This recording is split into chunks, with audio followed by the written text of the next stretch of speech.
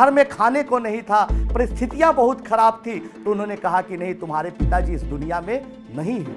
तब समझिए कि दुखों का पहाड़ टूट गया। पिताजी कहा करते थे कि बेटा कभी हिम्मत नहीं हारता, मुकाबला करना संघर्षों का, तुम सुपर 30 चलाओ।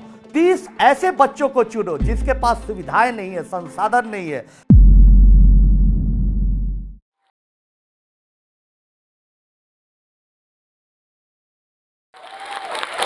आप लोग जानना चाहते हैं, मैं जहां भी जाता हूं लोग पूछते हैं कि आनंद क्या बात है, आखिर तुम इस तरह के प्रोग्राम की शुरुआत कैसे की। तब मैं बताना चाहता हूं कि मेरा भी जन्म, आप चित्र में देख रहे हैं, मेरा भी जन्म एक ऐसे परिवेश में हुआ जहां बहुत गरीबी थी। 1.5 कमरे के मकान में हमारा संयुक्त परिवार रहता था।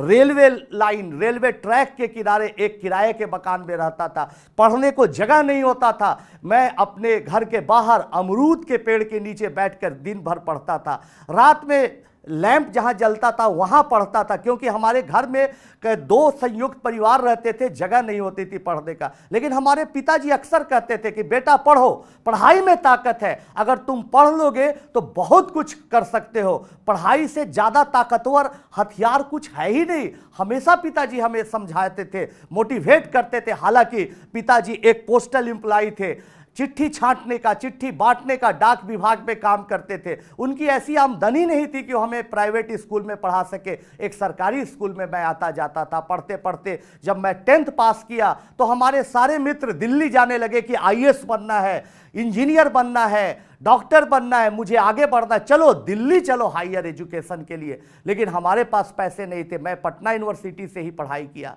पढ़ाई करते करते मैं सौभाग्यशाली मानता हूं कि डॉक्टर DP वर्मा और बाल गंगाधर प्रसाद जैसे लोग मुझे मिले, जो मेरा हमेशा उत्साह बढ़ाया। और इतना अच्छा उत्साह बढ़ाया कि हमने मैथमेटिक्स में कुछ नया फार्मूला इजाद किया। वो फार्मूला कैम्ब्रिज यूनिवर्सिटी जाने का कारण बना। वो फार्मूला अच्छे अच्छे जर्नल्स में छपा। कुछ आर्टिकल्स लिखे मैथमेटिक्स में, वो भी लंदन और अमेरिका के जर्नल्स में छपे। मेरी चर्चाएं हुई और कैम्ब्रिज यूनिवर्सिटी से ऑफर आया।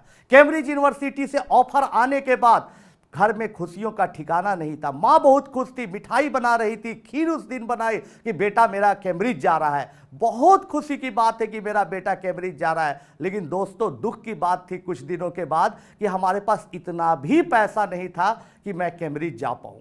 कैम्ब्रिज जाने के लिए कुछ भी मेरे पास नहीं था। हवाई जहाज का किराया तक नहीं था। हमारे पिताजी की आमदनी इतनी कम थी कि वो सोच भी नहीं सकते थे कि बेटा को हवाई जहाज का किराया उपलब्ध कराया जाए। लेकिन हमारे पिताजी ने हार नहीं मानी। वो 23 अगस्त की रात की बात थी। पिताजी बहुत दुखी थे।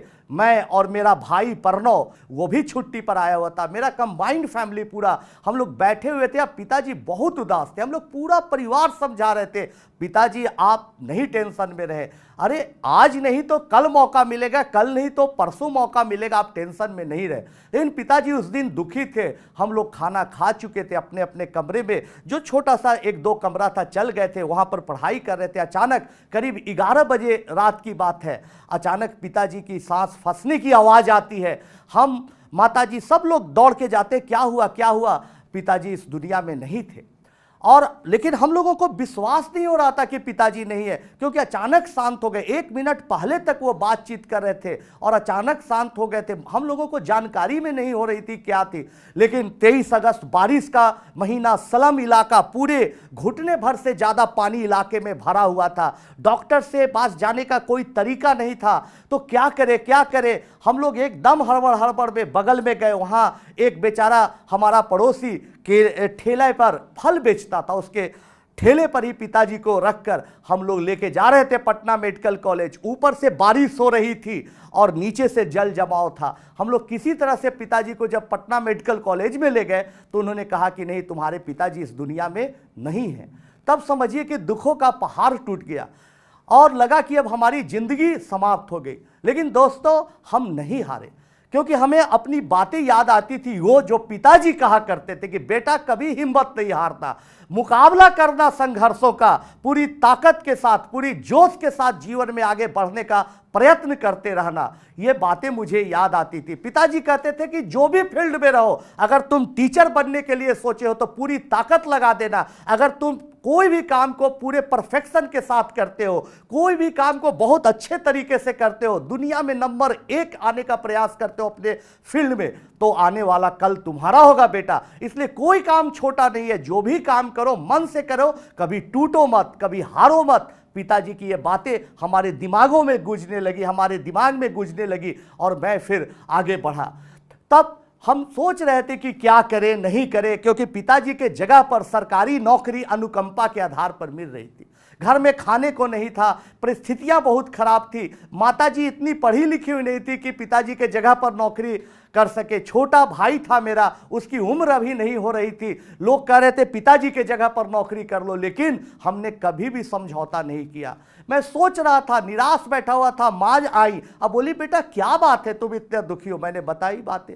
माँ बोली बेटा तुम हारना मत, मैं तेरे लिए पापड़ बनाऊंगी, मुझे पापड़ बनाना आता है, मैं पापड़ बेलूंगी, पापड़ बनाऊंगी, और तुम क्या करना कि थोड़ी मदद करना, शाम को उसको घूम घूम कर पापड़ बेचना।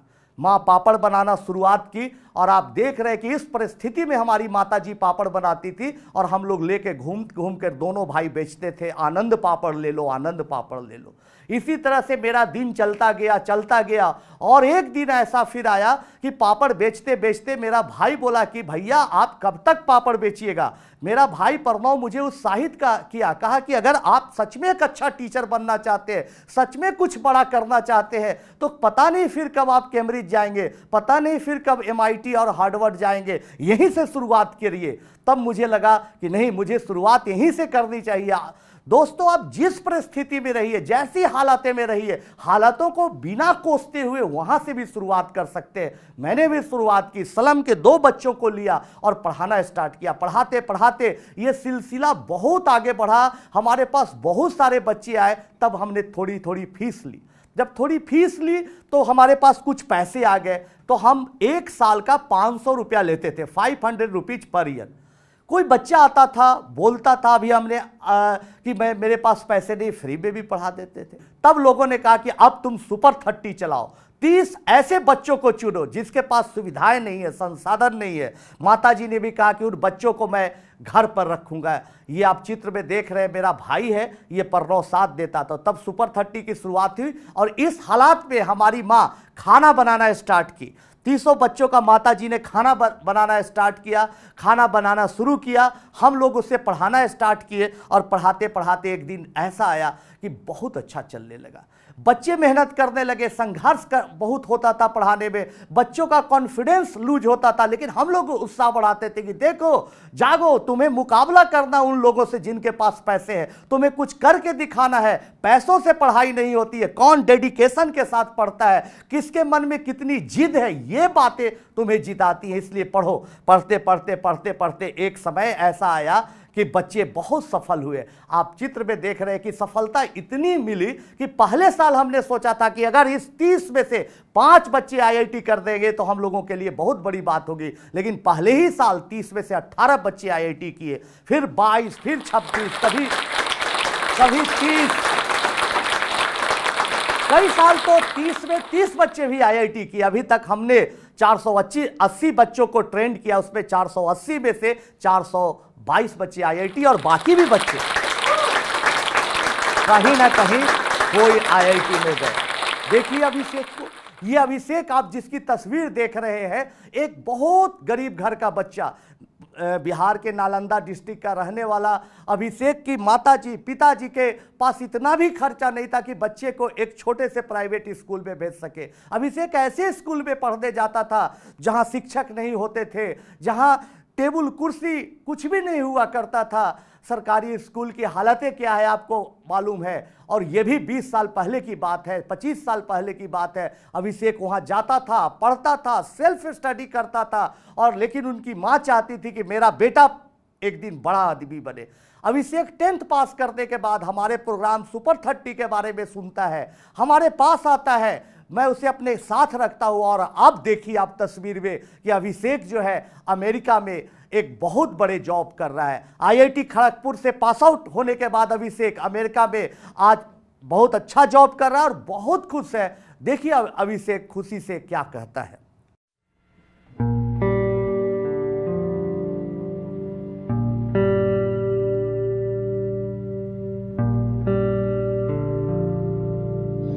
It's unbelievable. Every year I hear or I read the news कि आज एक रिक्शा चलाने वाला का बेटा चला गया जेई में, आज वो लड़का चला गया जेई में, and it's very emotional for me, क्योंकि मुझे याद है कि मैं भी एक बार ऐसा था। एंड मैं इसके लिए आनंद सर को थैंक्स बोलना चाहूँगा once again for changing my life and life of hundreds of students like me. उनकी बायोपिक रिलीज हो रही है एंड आप सब परिवार देखना मत भूलिए कि वो कैसे धीरे धीरे इस कंट्री को चेंज करते हैं। ये दूसरी कहानी मैं बताना चाहता हूँ धनंजय की। धनंजय की हालतें इतनी खराब थी कि उसके घर में खाने को नहीं था। उसके पिताजी एक छोटे से घर में ही परचूनी की दुकान चलाते थे। एक बार परचूनी की दुकान के लिए जब वो एक कस्बे में गया सामान लाने, तो एक अखबार में देखा कि सुपर 30 प्रोग्राम है जहां पर आनंद कुमार पढ़ाते हैं। उसके पास इतने भी पैसे नहीं थे कि अपने गांव से पटना आ सके भाड़ा से। वो क्या किया कि एक ट्रेन में बिना टिकट के हमारे पास आता है और वो अपनी कहानी बताता है। धनंजय दिन रात एक करता है और तस्वीर देखिए, वो आईआईटी जाता है और आज एक मल्टीनेशनल कंपनी में, एक अमेरिकन कंपनी में जॉब कर रहा है। मेरा नाम धनंजय है। मैं अभी मैथवर्क्स कंपनी में काम करने जा रहा हूँ। कल मैं सुपर 30 मूवी का ट्रेलर देखा। पहले से ही मैं बहुत एक्साइटेड था, जो कि हमारे दोस्तों पे बन रही है और मुझ पे बन रही है।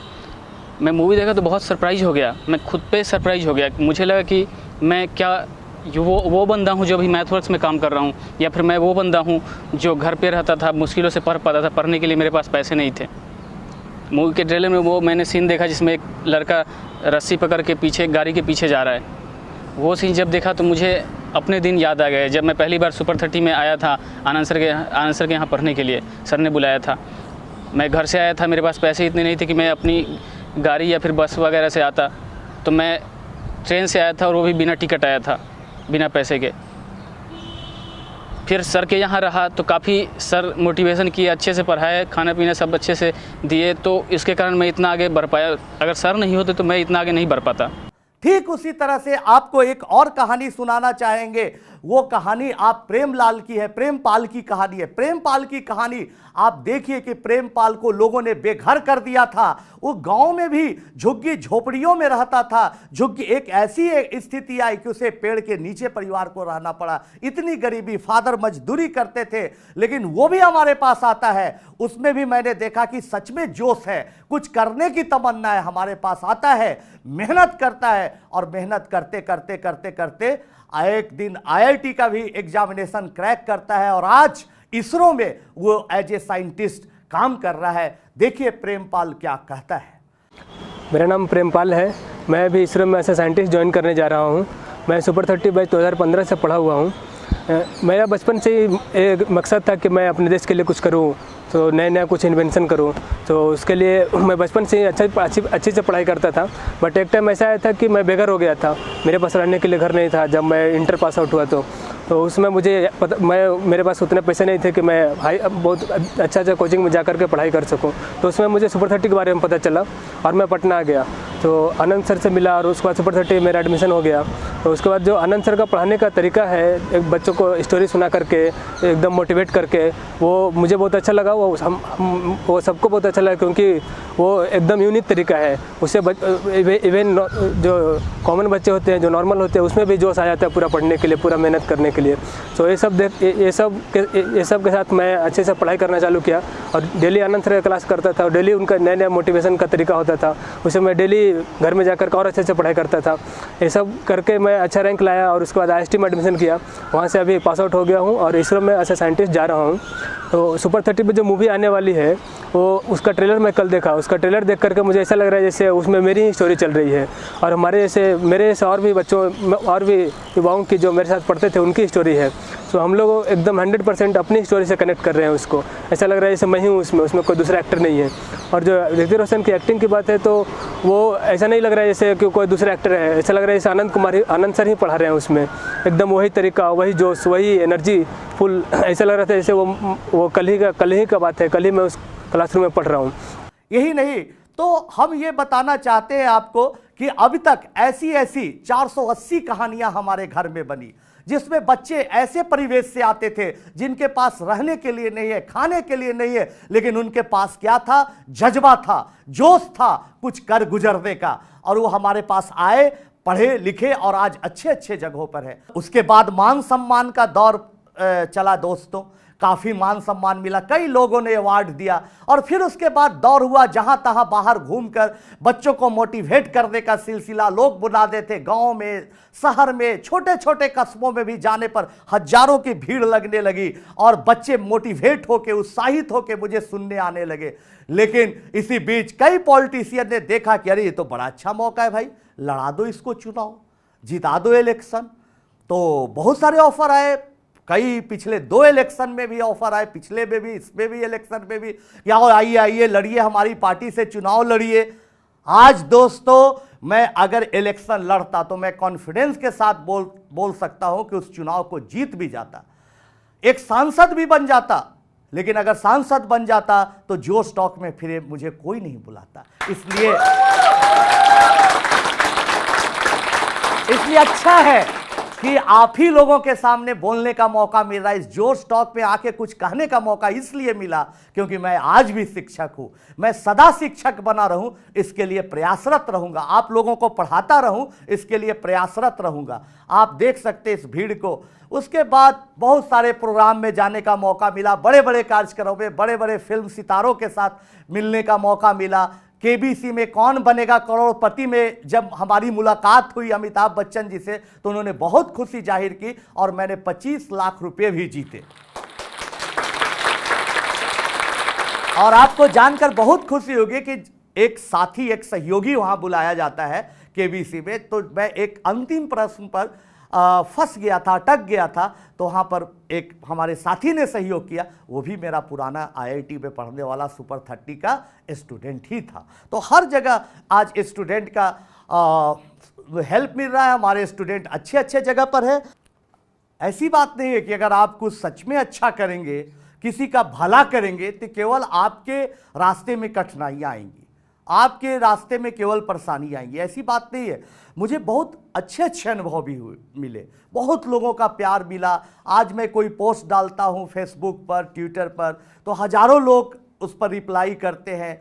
हमेशा लाखों अब तक ईमेल आ चुके हैं जिसमें लोग बधाइयाँ देते हैं, हौसला बढ़ाते हैं। तो अच्छा काम करने से आप लोगों को मदद करने वालों की संख्या ज़्यादा मिलेगी जो आपका हौसला अफजाई करे। तो दोस्तों मैं बताना आप लोगों को चाहूँगा कि पूरी हमारे जीवन की कहानी जब धीरे धीरे लोकप्रियता के शिखर पर पहुंच रही थी, धीरे धीरे हमारी कहानी लोकप्रिय हुई, तो एक कनाडियन राइटर हैं डॉक्टर बीजू मैथ्यू, बहुत ही अच्छे राइटर हैं। उन्होंने हमारे जीवन पर एक किताब लिखी, जिस किताब का नाम उन्होंने रखा सुपर 30, और वो कनाडियन राइटर की किताब जो लिखी हुई थी पेंगुइन और रैंडम हाउस ने पब्लिश किया। उस किताब के आ जाने के बाद, उस बायोग्राफी के आने के बाद धीरे धीरे लोकप्रियता और हमारी बढ़ी और फिर फिल्म इंडस्ट्री के लोग आने लगे। बहुत बड़े बड़े कलाकार आए और उन्होंने ऑफर किया कि मैं आपका किरदार निभाना चाहता हूं, मैं आपके बदला एक्टिंग करना चाहता हूं, लेकिन मैंने ऋतिक रोशन को चुना। लोगों ने कहा कि अरे तुमने तो बहुत भारी भूल कर दी, गलती कर दी, कहाँ वो अंग्रेज जैसा दिखने वाला लड़का, कहाँ वो ग्रीक गॉड के नाम से जाने जाने वाला, तुम देखने में देहाती लगते हो, फिर ऋतिक रोशन को कैसे चुन लिया। तो मैंने जिस भी एक्टर से बात की, जिस भी डायरेक्टर से बात की, सब लोगों ने कहा कि फिल्म बहुत आसान है, 2-4 महीने के प्रिपरेशन में हम लोग इसको करेंगे। लेकिन ऋतिक रोशन ने बोला कि नहीं, फिल्म कठिन है, कम से कम हमें 8 से 12 महीने चाहिए आपकी आवाज़ को निकालने के लिए, आप जैसा एक्ट करते वैसा नकल करने के लिए कम से कम 1 साल मुझे मेहनत करनी पड़ेगी। तब हमने सोचा कि सही में कोई अभिनेता है वो ऋतिक रोशन ही है जो हमारे किरदार को कर सकता है।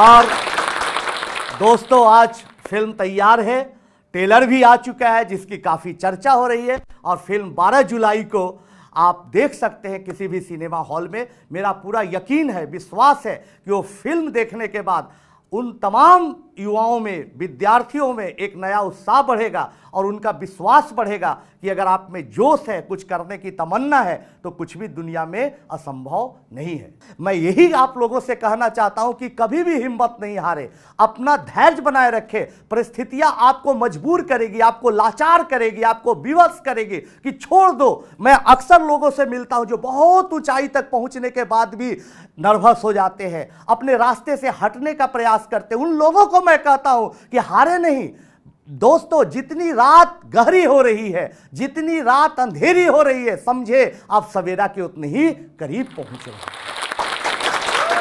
इस भाव से लगे, पॉजिटिव थिंकिंग के साथ सोचे कि आने वाला कल हमारा होगा। अगर आप में हौसला है, अगर आप धैर्य बनाए रखते हैं और अथक प्रयास करते हैं, तो आने वाला कल आपका ही होगा। आप जरूर जाइए और फिल्म देखिए 12 जुलाई को। देखने के बाद मैं विश्वास के साथ कह सकता हूं कि आप में कॉन्फिडेंस आएगा, आपका उत्साह बढ़ेगा और आपको यकीन होगा कि मेहनत से कुछ भी संभव है, क्योंकि आपको लगने लगेगा कि अब राजा का बेटा राजा नहीं बनेगा, बल्कि राजा वही बनेगा जो सच में हकदार होगा। मेरी कहानी थोड़ी सी फिल्मी है, इसलिए मुझे लगता है कि आप सभी को इसे जरूर सुनना चाहिए। उस समय मुझे नहीं पता था कि मेरी जिंदगी में क्या होने वाला है, लेकिन आगे कहानी बाकी है मेरे दोस्तों। मैं दिन भर सोता रहता, रोता रहता, परेशान होते रहता, लेकिन मैंने किसी को कुछ नहीं बताया। और एक दिन सुबह मैं घर छोड़कर चला गया। 3 ऐसी बातें जो आपकी जिंदगी में यदि आपने फॉलो कर ली, तो आपको जिंदगी में सफल होने से कोई इंसान नहीं रोक सकता।